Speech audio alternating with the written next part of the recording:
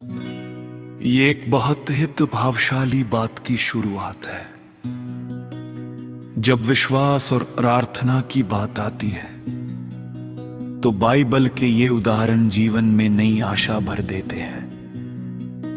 यहां उस घटना का एक विस्तृत विवरण दिया गया है जिसे आप अपनी बात या बात में जोड़ सकते हैं। रामा और विश्वास की शक्ति। कामतवाड़ा गांव में रहने वाले रामा काफी समय से अपनी बीमारी के कारण निराश थे।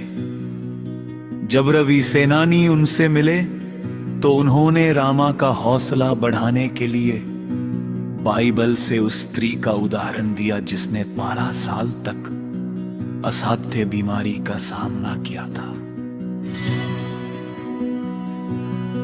वह घटना क्या थी? मत्ती और मरकुस के अनुसार वह स्त्री वर्षों से बीमार थी और अपना सब कुछ इलाज में खर्च कर चुकी थी, लेकिन उसे कोई आराम नहीं मिला। उसका अटूट विश्वास। उसने मन में यह ठान लिया था कि यदि मैं केवल उसके यीशु के वस्त्र को छू लूं तो चंगी हो जाऊंगी। चमत्कार। जैसे ही उसने भीड़ में पीछे से आकर यीशु के वस्त्र के पल्लू को छुआ, उसका लहू बहना तुरंत बंद हो गया और वह पूरी तरह स्वस्थ हो गई। यीशु का उत्तर। प्रभु यीशु ने उससे कहा, पुत्री, तेरे विश्वास ने तुझे चंगा किया है। कुशल से जा और अपनी बीमारी से बची रहे। कहानी का संदेश।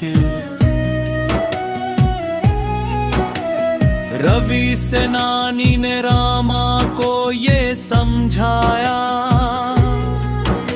कि जिस तरह उस स्त्री के पास केवल एक ही उम्मीद थी, उसका विश्वास ठीक उसी तरह अगर रामा भी मन में ये दृढ़ निश्चय कर लें तो उनके जीवन में भी शांति और चंगाई आ सकती है।